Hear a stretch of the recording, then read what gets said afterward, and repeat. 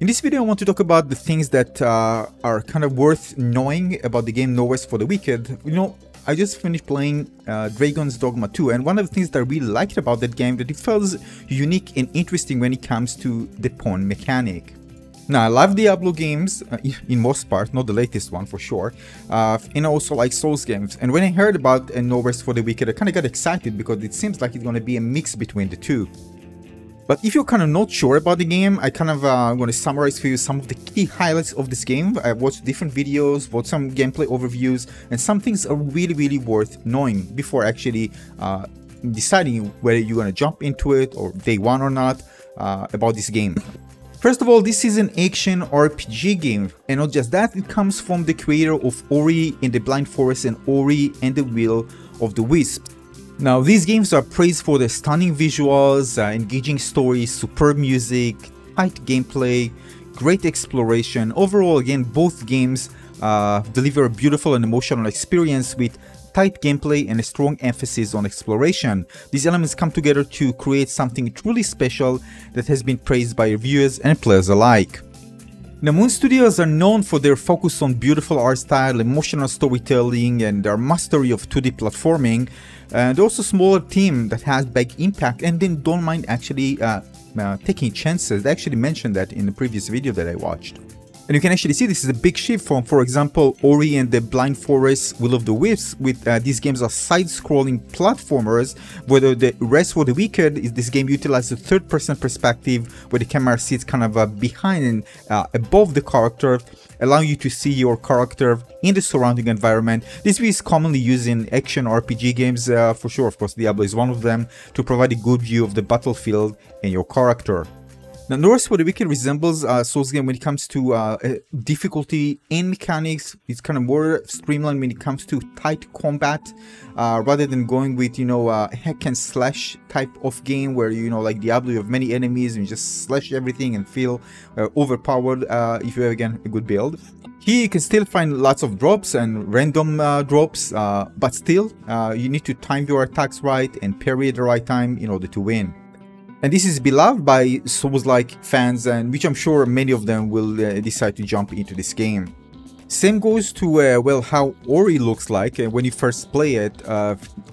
No Rest for the Wicked also features a vibrant and beautiful art style that definitely caught the attention of many players, that this is something unique and different. And by the way, although this game kind of play in a more distant type of top-down view, there is a character creator, might not be as advanced as others, but still interesting enough to really make players kind of feel they're more playing their customized character rather than something, ready-made for them. The game also supports co-op and multiplayer, and probably based on what I've seen so far, probably going to be some really unique mechanics when it comes to multiplayer, but we need to wait and see. Not everything actually was exposed to those streamers who actually got early access to one part of the game. I've also seen the option to create your own place in the world, kind of your own house, and customize it, add some items that are well actionable. You can actually use them to, you know, to do something, while others are kind of a cosmetics, which is really cool. Some players really like the aspects of both crafting, which is also available in the game, and also having your own place, which you can customize in the world. And again, No Rest for the Wicked are going to have lots of cool things in the game that I personally really want to play right now in the game, compared to, for example, let's say Stellar Blade, which is kind of also kind of like Souls-like, close to it. I played the demo and I really like it, but again, it feels more conventional and a game that less take risks compared to what No Rest for the Wicked seems to be. This is by the way, I'm more excited for No Rest for the Wicked, although it's going to release in early access compared to playing Stellar Blade. We still seems like an excellent game based on the demo. And by the way, similar to other kind of a Souls-like difficult type of game, even in Stellar Blade, you see here, first of all, this is the first times I actually played and got wrecked. And this is what I like, you know, failing and trying and learning until you succeed. And this is really a game that I really want to play right now, whether it's going to be a Souls-like or something, you know, similar to No Rest for the Wicked.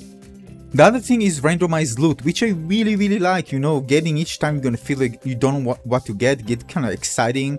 Of course, it might be a bit annoying at first when you don't get really what you like. For example, if you prefer playing, let's say, with daggers instead of heavy sword and you just get, you know, you don't get what you like. But everything is gonna be pretty much lots of drops available in the game, so eventually you're gonna get what you like.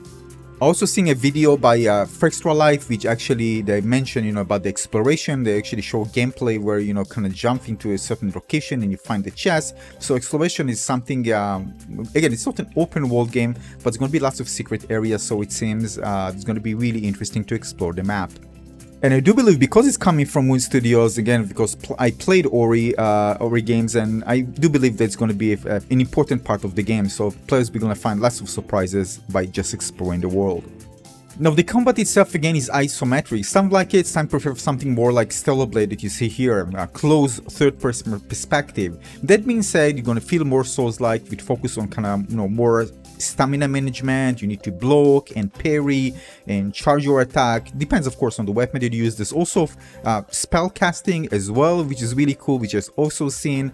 So if you like kind of a type of mage type of character, which also, by the way, has melee attacks as well, this is, you know, really, really cool. And there's no classes, by the way. You will be kind of adapt based on the items that you use, and also based on where you put your points. For example, if you go with knives, for example, for a fast melee attack type of raw character, you're gonna invest in dexterity, for example. So these things exist as well. So you're gonna, let's say, adapt your class based on which items you use and where you actually invest your, I think there's gonna be also a skill tree, but I'm not sure, but also the points that you invest when you level up and invest in your character stats.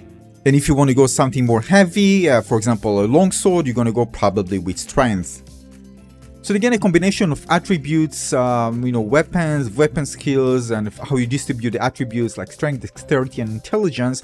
Those can really compose eventually with other things the way that you actually enjoy playing the game, and let's say the class in quotation, because there's not going to be a specific class to play, which is cool, by the way. You don't need to start another playthrough just to enjoy another class. You can just change weapon and distribute the points. I'm pretty sure there's going to be a reset option as well, that you can just change your playstyle if you just feel like changing it. Now, the developer also mentioned that the dream was to create this game, a game that will kind of define the genre, the game that will make you know, one of the best combat system on the market and completely change how exploration is done. So if you thought it's just kind of plain combat, no, you know, the exploration aspect will move away from randomly generated flat plains, and the game will incorporate social elements like building a town and upgrading it and interacting with different NPCs and even making better as you progress through the game. You're going to be town, housing, farming, and more. And this is great because the developers are not trying to follow any particular game genre, but instead creating their own mix by picking elements from various genres that they find interesting. Some of the genres they draw inspiration from, including Soul series, Monster Hunter, and fighting games as well. Aside from that, the developer also mentioned there's going to be kind of a seamless, ever-changing world. So sometimes you're going to go back to areas that you were before, there's going to be different monsters, so you're going to see a change. It's not going to feel static to you. Also, like, by the way, the idea of cursed items, basically kind of an epic type of rarity, but it comes with a negative perk, or maybe negative perks when you wait and see. But basically, it's going to be a good item with lots of good perks, but there's going to be something negative, and you need to decide whether you want to keep this with the negative or not. Pretty cool idea. The game also has a deep crafting system that allows players to create new gear, but also furniture, and even improve the town, as I mentioned. And basically, the town of Sacrament is going to be served kind of a hub world for players can buy and sell items, store their loot, and maybe just relax in between expeditions. Other things include also verticality when it comes to exploration, day and night cycle in dynamic weather. The combat is animation driven and requires precision, timing, and spacing. There are going to be lots of weapons to find in gear, which each one with unique stats and movesets. This is actually what I mentioned, when it's actually the gear that you find will also define your playstyle. Also, weapons can be enchanted with runes to alter their abilities. And the way the developer mentioned it is called like you know, soft class system, which allows players to create a character build that suits their playstyle while actually not locked to a specific class. Now, the thing that I mentioned about, you know, when you revisit different areas that you've been before, you're gonna find, you know, some, you know, different enemies and probably other things. I think this is kind of more of brought from Metroidvania type of games, and, you know, Metroid Prime style exploration, also open world with gated content. So in Metroidvania, for example, it's kind of characterized with interconnected worlds that players explore non-linearly. However, progress is often gated by acquiring new abilities or items. These abilities basically allow players to access previously inaccessible areas, uncover secrets, and progress further in the game. Kind of classic examples of Metroidvanias include Metroid, Castlevania, Symphony of the Night, and Hollow Knight. So it seems like it's going to be some kind of mix of these elements, but it's not going to be like pure type of Metroidvania experience, but some elements probably are borrowed from this genre. Again, because I mentioned they're gonna have dynamic world that even enemies and other things will change, so it's gonna be probably more interesting in that aspect, more dynamic. Again, keep in mind this is early, going to release on April 18th, 2024 in early access, so developers are still working with the community to improve the game and make the game the best it can be. Some will like it, some not, some may want to wait for the full release of the game, so there are going to be some missing features and some content that of course is going to be released later on as the game is continued being developed. So overall, lots of things to get excited about. This is why I'm so excited playing this game when it launches, even in early access. Things looks really good and coming from a really well-renowned developer. So I'm pretty sure, I'm positive that it's going to be a great game, and that's why I want to jump into it. Thanks for watching.